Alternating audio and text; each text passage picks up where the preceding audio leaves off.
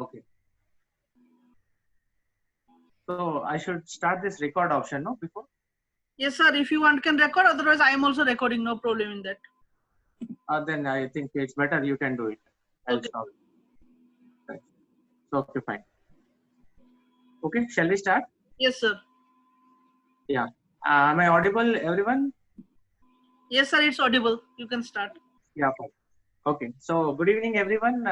So today, let us discuss a short topic: otosclerosis. So definitely, you can expect one question from this topic in any exam. Generally, an examiner's tendency to give at least one question from this topic. So let us start straight over. So otosclerosis, okay, that means the name itself says in the ear there is some sclerosis. Means there is some abnormal bone, sclerotic bone formation is happening is there, right? Where in the exactly in the ear? It is in the inner ear near the stapes foot plate area where it is attached to the oval window. So before straight away going into the otosclerosis, so just let us just briefly go through the anatomy of this, okay, anatomy of this inner ear. So just look at the anatomy of the inner ear. You all know it has got a membranous labyrinth. You can see the bluish membranous labyrinth inside, and which is surrounded by the bony labyrinth outside, right? So this membranous labyrinth filled with endolymph, and the outer bony labyrinth filled with a perilymph. Endolymph rich in potassium, perilymph rich in sodium. One of the important MCQ, right? And next, so if you come to the parts of this inner ear, I mean your membranous part as well as the bony part, you can see the membranous cochlea spiraled exactly inside, exactly fitting inside your spiraled bony cochlea. So this membranous cochlea is nothing but your scala media, as well as it is also called as cochlear duct, right, filled with endolymph rich in potassium, and it is connected to the saccule, and the saccule is connected to the utricle. So saccule and utricle contain the sensory structures called maculae, and they will be sensing the linear movements, right? Linear movements and linear accelerations will be detected by these two.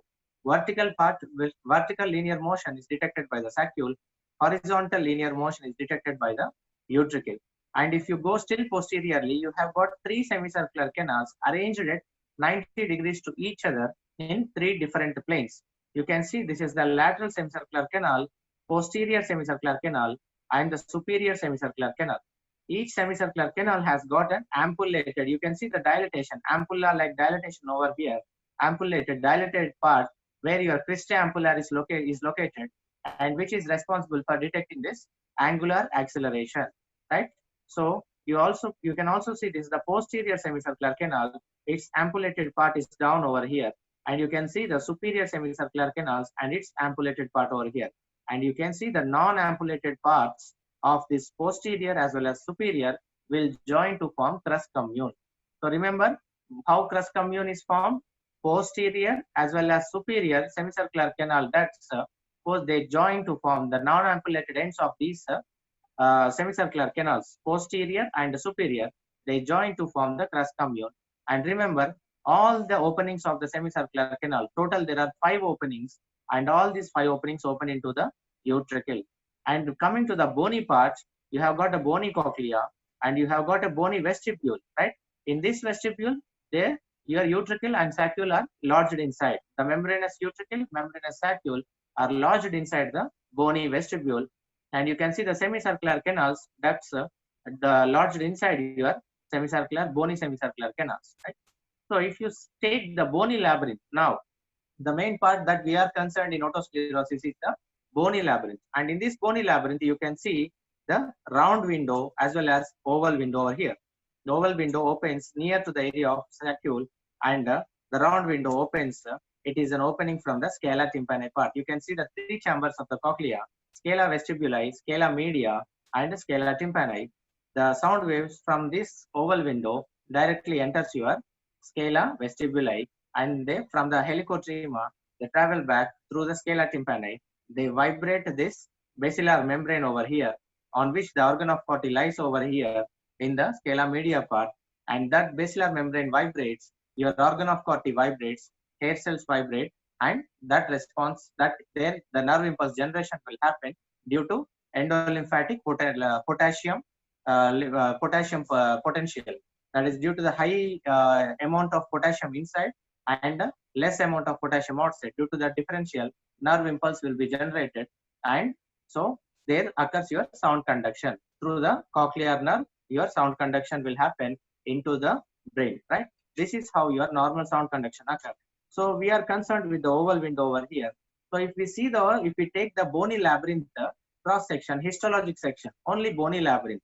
If we take only the bony labyrinth cross section, in histology section, it has got 3 layers: the endosteal layer, enchondral layer, and periosteal.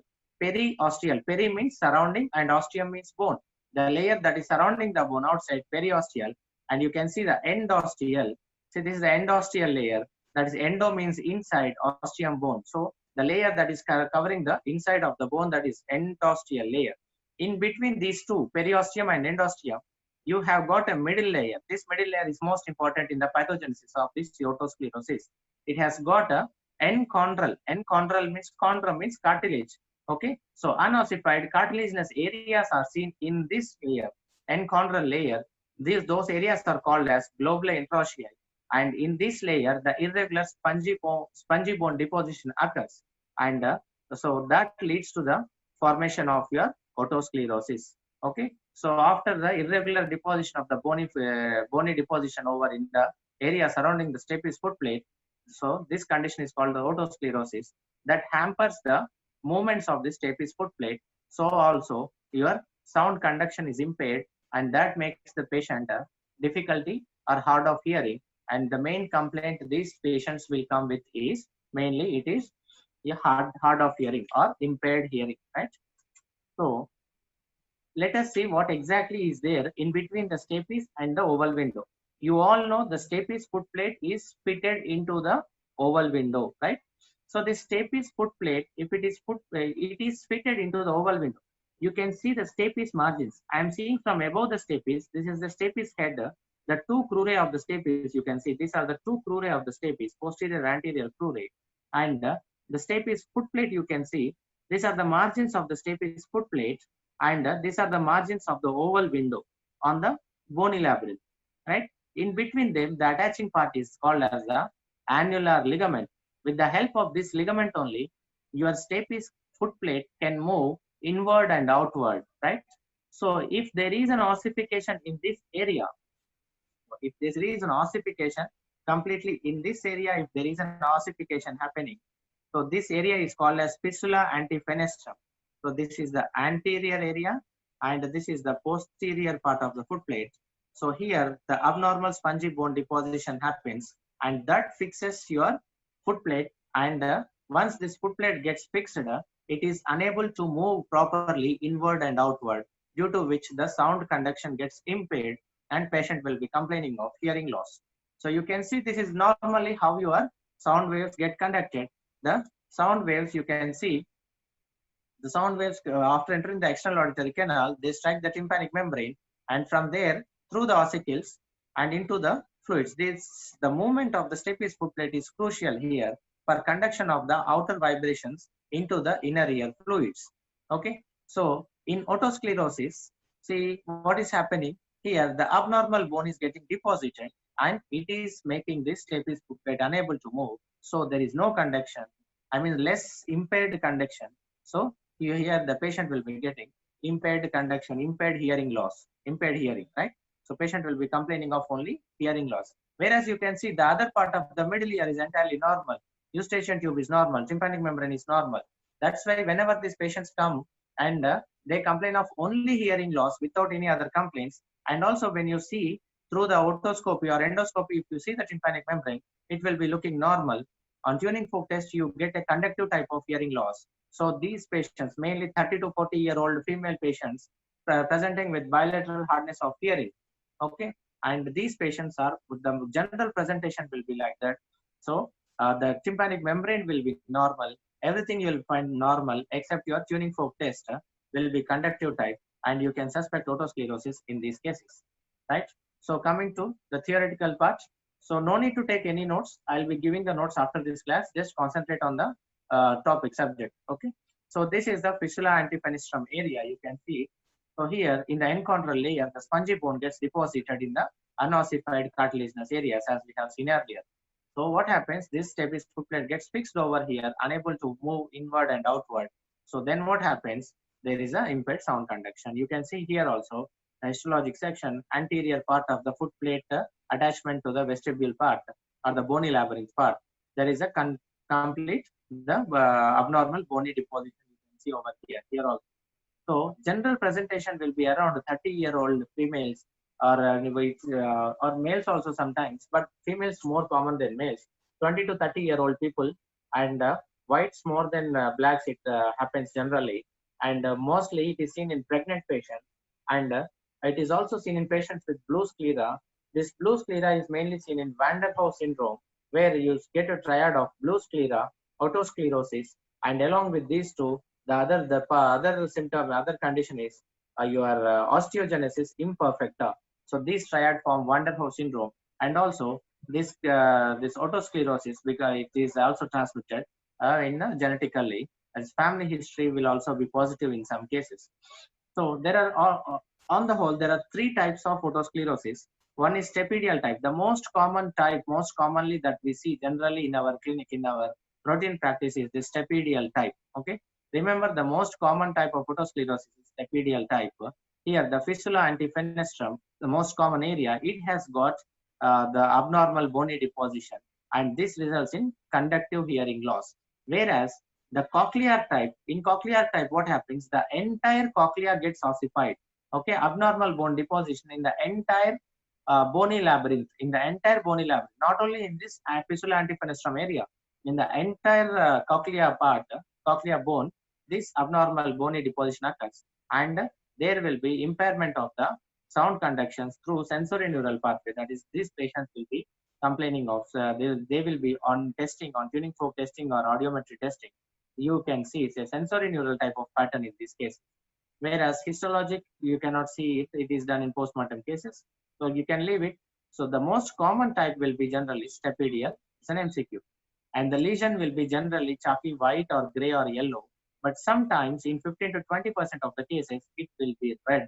You can see this is the approximate area, you can see where your stapes foot plate gets attached to the oval window on the medial wall of the middle ear. So through an intact tympanic membrane, as we have already discussed, the tympanic membrane will be intact. It has not got any problem over here, right? You can see the malleus handle over here, and this is the cone of the light, okay? So everything looks perfect except some mild haziness here and there you can see. And here you can see a reddish focus. This is called a quad sign. So what does this quad sign mean? This reddish mass, reddish color, this means here that there is a increased vascularity. The bony deposition process is going on.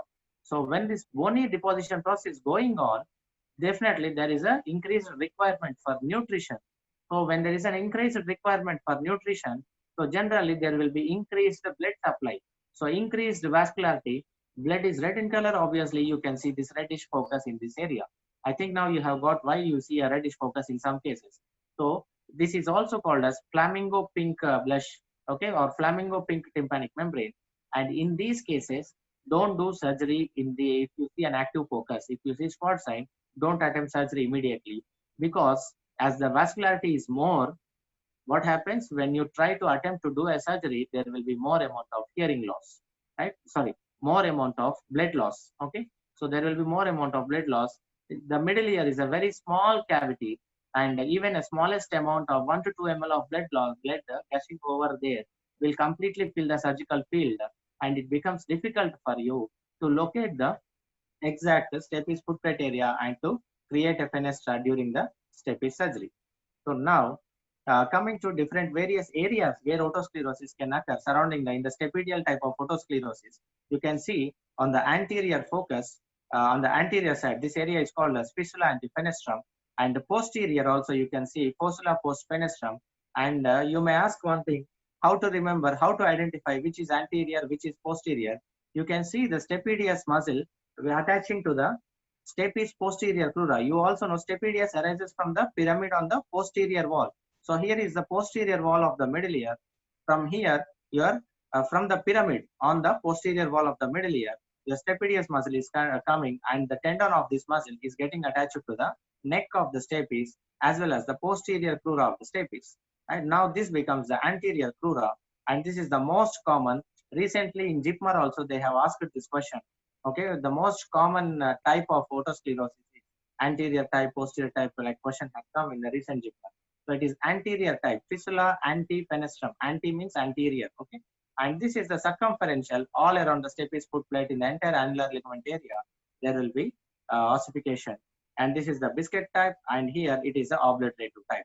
So most importantly, you need to remember this type, anterior type, right? So now coming to the clinical features of this otosclerosis, you have, as already said, it is generally a systemic process. So it will be bilateral, and most commonly it will be bilateral. Sometimes it can be unilateral also, and the degree of hearing loss may differ in both ears. Okay, so one ear may be having some 40 to 45 decibels, the other ear may be having some 30, 35, 38 decibels loss. Okay, so the amount of the degree of hearing loss may vary, but obviously both the ears will be pathology, right? And paracusis williesi. Paracusis means the patient hears better in noisy surroundings. Okay, so remember this point. Paracusis is seen in otosclerosis, whereas diplacusis, okay, if you remember, diplacusis is seen in case of Meniere's disease. Okay, so remember, paracusis is seen in otosclerosis and diplacusis is seen in Meniere's. And you can also see the eustachian tube will be normal in these cases. As we have already discussed, the main pathology here is with the stapes foot plate area, not with the eustachian tube. So the eustachian tube will be normal. On tuning fork test, the Rinne will be negative because here the conductive pathway is affected. The conductive hearing loss is there. Okay, so Rinne will be obviously negative. That is, your air conduction will be less than bone conduction, and Weber will be lateralized towards the poorer ear. So if there is bilateral conductive hearing loss, Weber will be lateralized to that ear which is having more amount of hearing loss. Okay, and your absolute bone conduction will be normal because there is no loss of any sensorineural type of conduction. On pure tone audiometry, next you will send the patient for pure tone audiometry as well as impedance audiometry. In pure tone audiometry, if you check the typical Carhart's notch, one of the repeated, many times repeated MCQ, Carhart's notch, that is 2000 hertz. At the area of 2000 hertz, you can see this 2000 hertz area. Here you can see a dip over here. So that is your Carhart's notch. Remember, this Carhart's notch is seen on the bone conduction line. This is the bone conduction line, and this is the air conduction. The problem is with the air conduction, isn't it? With the conductive pathway, there is a problem. So there is a stapes fixation, that is conductive pathway is pathology. So you can see at 60 decibels at 250 hertz frequency, nearly at 60 decibels, the patient is getting response.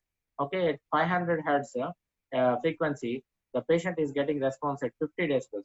So approximately some 40 to 50 decibels loss is there in this patient. These are the most common hearing frequencies, 500, 1000 and 2000. So you can take average 50, 50 and 40. So that is 140 by 3, approximately 47 or 48 you get. So 47 decibels loss of hearing loss is there here. And you can see the bone conduction is absolutely normal. There is no problem with the sensorineural, or there is no problem in the cochlea, there is no problem in the auditory nerve. So what happens? The bone conduction will be normal, except in the 2000 hertz area only, you will get a dip on the bone conduction line. Okay, remember one more thing. The 4000 hertz dip is seen in noise-induced hearing loss. 4000 hertz dip is seen in noise-induced hearing loss. This is seen in both air conduction and bone conduction curves. Okay, but here, in case of otosclerosis, the Carhart's notch is seen only on bone conduction curve, not on air conduction curve. I think you have got the point here. So in case of noise-induced hearing loss, it will be sensorineural type of hearing loss. Okay, it won't be a conductive type, right? So this is the cochlea. So okay, we'll skip this. And coming to the treatment of this otosclerosis. So three main modes of treatment. One is medical, okay, where sodium fluoride can be given, and these two are surgical, and this is a hearing aid. So first, if you go to medical treatment, sodium fluoride, earlier this was given, but nowadays no surgeon is interested, no ENT, no physician is interested in giving that, because it has got many side effects, and due to its vast side effects, and this drug is not being used normally. So the treatment of choice in case of your otosclerosis will be surgery, okay, stapedectomy or stepidotomy. And in these two, if you have to select one, select stepidotomy. Many of the surgeons will be interested in doing a stepidotomy rather than stapedectomy. So the basic difference between these two, stapedectomy and stepidotomy, is nothing but in stapedectomy, the part of the foot plate is removed. In stepidotomy, you just create a hole in the stapes foot plate, and you just insert a piston through that created fenestra or hole in the foot plate. So we will see how that is inserted. And you coming to the hearing aid. This is mainly given to those who are not willing for surgery or who have any other comorbidities. Okay, so not fit for surgery or not willing for surgery. In those patients, you can just give a hearing aid. Okay, so this is a hearing aid. You can see the receiver going inside into the external auditory canal, and here is the processor. Okay, a mic will be present over here, and the amplifier will be there. The microphone will receive the signals. The signals will be amplified here, and the amplified signals will be sent into the receiver present in the external auditory canal, right? So this is how your hearing aid works. Okay, so now coming to here, this surgical part, you can see this is the tympanic membrane, normal tympanic membrane. You can see the malleus, incus, and stapes attached to your bony labyrinth in the oval window, and you can see the cochlea over here. So right. So let us see the steps involved here. So now take a closer look here. So this is the tympanic membrane, right? So here you have got a tympanic membrane, malleus, incus, and this is stapes, and this is the cochlea, and you have got an oval window over here, right? So this is the foot plate, right? So now coming to, so before going into the surgery, just infiltrate this otosclerosis surgery. Stepidotomy is done under local anesthesia. Okay, so because on the table itself, you can ask the patient whether after inserting the piston, you can ask the patient whether she is hearing better or not compared to earlier. On the table itself, immediately after inserting the piston, you can see the result that the patient says, I'm listening better now. Okay, so that is the magic of this stepidotomy. So now coming to this, this after the local infiltration, now next part is you elevate the tympanomeatal flap because you have to operate in the middle ear, right? So this is the middle ear cavity. You have to operate in the middle ear. So obviously you have to elevate the tympanic membrane upward, outward, and then so see here with the Rosen's knife, the incision is being given, and the tympanomeatal flap will be elevated, and you can see here it is being elevated, and the posterior superior overhang is being removed with a gauze, and everything. The overhang will be there, the bony overhang. To get a clear access to this stapes area, okay, you need to remove the overcoming bone over here. It will be removed, and now you can see clearly the stapes area is exposed inside. So now the flap is elevated. This is the incus long process coming from above down, and you can see the stapes going into the medial wall of the middle ear. Okay, the foot plate getting inserted into the oval window down there. See how the chorda tympani obstructs your view. Sometimes if it is necessary, if it is required, this chorda tympani needs to be sacrificed because it exactly obstructs the foot plate area view. Okay, so if this chorda tympani is sacrificed, what happens on that side, on the anterior 2/3 of the tongue, the taste sensation will be lost. If you are operating on the right ear, right chorda tympani is cut, there's a right anterior 2/3 of the tongue, taste sensation will be lost, right? So to detect this is you can even remember the topodiagnostic test of facial nerve over here, where electrogustometry forms one of the topodiagnostic test of your facial nerve along with your Schimmer's test, which detects the lacrimation. The first branch of facial nerve, greater superficial petrosal nerve, is responsible for lacrimation. Okay, there you can check the integrity of the GSPL, greater superficial petrosal nerve, that is first branch of facial nerve. Second branch is stapedius, nerve to stapedius. Stapedial reflex you can check, that is another topodiagnostic test. And this is the third one, electrogustometry. You can check the taste on both sides. And if this taste is decreased in the anterior 2/3, then you can think that there is a lesion proximal to this chorda tympani branching of the facial nerve, right? So now, as you have got exposure to the stapes area, now here the complications can be, as I have said, it is chorda tympani injury or the flap tear can happen. And now coming to the next step. So next step is to separate the incus and the stapes. See the incus over here. So you can see this is the incus and this is the stapes. These are separated, right? So incus and stapes are separated here. So this is the step being done over here. So this is the incus long process, lenticular process of the incus. Incus long process, lenticular process, and you can see the stapes head. This is the incudostapedial joint. Exactly with the Rosen's, it is being separated. And so complications here, if you do it more roughly, the incus may get completely disrupted. So now with a laser, the stapes suprastructure is completely being burnt out. Okay. So you can see here, earlier here, the stapes suprastructure was there. Now the stapes suprastructure, that is the stapes head, neck, and both the crura are removed. So only the stapes footplate is left over here. So on this footplate, now, so while doing this surgery, be careful that there is a facial nerve running above the oval window. So if you can take the, what are the landmarks of the facial nerve, if you remember, the first landmark in the middle ear is your processus cochlear formis, and also oval window also forms one of the landmarks to identify your facial nerve. Normally facial nerve runs just above the, horizontally above the oval window area. Okay, so all these are MCQs, so kindly concentrate. And next step is you just create a fenestra over the foot plate. That can be with a laser. See, with the help of a laser, a fenestra is being created on the foot plate. So, and after creating the fenestra, just insert the stapes piston by crimping it onto the incus long process. So now you can see the piston over here.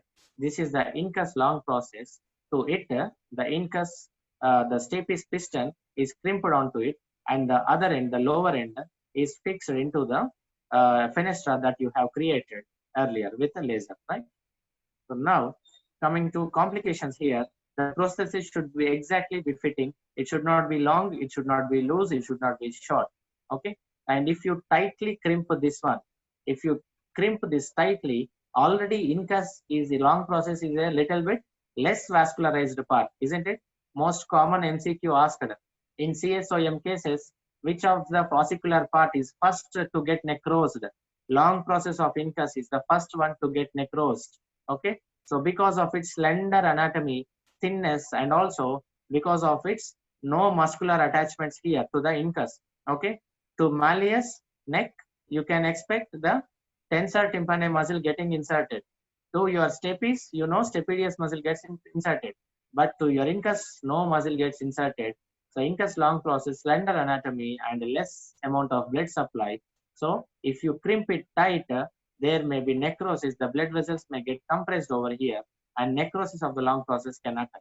So incus erosion can occur, and the piston may protrude out, right? So this is one more complication. Now see, and replace the flap back. So now whenever the sound waves comes, see, it strikes the tympanic membrane, they go to malleus, incus, and through these stapes and through this fenestra into the fluids, right? And they go and they will stimulate the cochlea.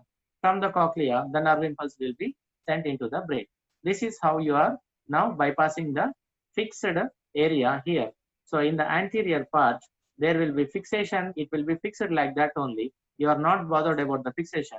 You are creating a hole on the other side, and you are just putting a piston by taking the support of the incus, so that ultimately the sound waves which the person is hearing can enter into the inner ear fluids, cochlea, and from there into the brain, the impulse can be conducted, right? So this is after the repositioning of the flap, just the dressing being done. So this concludes the otosclerosis. The main MCQs here to remember is nothing but your fistula antifenestrum, Carhart's notch, and treatment of choice, stepidotomy. So most commonly, these are the most commonly asked, and rest, if you are preparing for higher exams, AIIMS, JIPMER, there may be some complicated questions may be asked. Okay, so all those things we have seen. The main pathogenesis part here in the here is the bony labyrinth. In that bony labyrinth, the middle enchondral layer is the main pathologic part, right? And the presentation will be a 30 to 35-year-old female presenting with bilateral hardness of hearing or impairment of hearing. and on examination, the otoscopy or endoscopy of the ear, your tympanic membrane will be absolutely perfect. Okay, so there will be no problem at all. So this concludes. Okay, so only thing is in tuning fork test, you will be seeing the Rinne negative because that is a conductive type, air conduction less than bone conduction. Weber will be lateralized to the poorer ear. You send the patient to a pure tone audiometry, and it gives you the amount of hearing loss also, and counsel the patient regarding the need for surgery. And if the patient is willing, under local anesthesia, go for a stepidotomy surgery. So this concludes your otosclerosis part. A very short, simple topic. Okay, but definitely expect one question in each and every competitive exam. Right? Thank you. Thanks a lot. Thank you, sir, for your nice interactive session and with clear pictures and clinical. If anyone is having doubt, can ask to sir. Otherwise, we can conclude this session. I think no one is having doubt. And let me say that the next session is of Dr. Rupasri ma'am on 9th about endometriosis. If anyone wants, can join the session. I'll be sharing you the link. Okay. Thank you. Thank you, Dr. Nigam. Thank you, sir. And you can go to M4PG and in LearnPad, you'll get madam's a link to join in upcoming, and you can register register for the session on 9th July. And also this session notes I will be sharing in yeah, notes will be M4PG. uploaded. I will be Yes. sending the notes, no problem. Okay. By tonight, I will be sending notes. Okay, sir. So that's all. If anyone is having doubt, can ask to sir.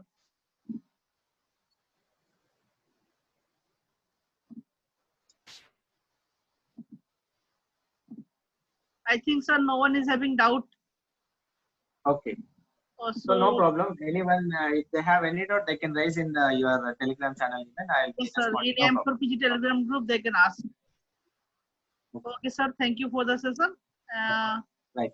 So we'll end the session, sir. Yeah.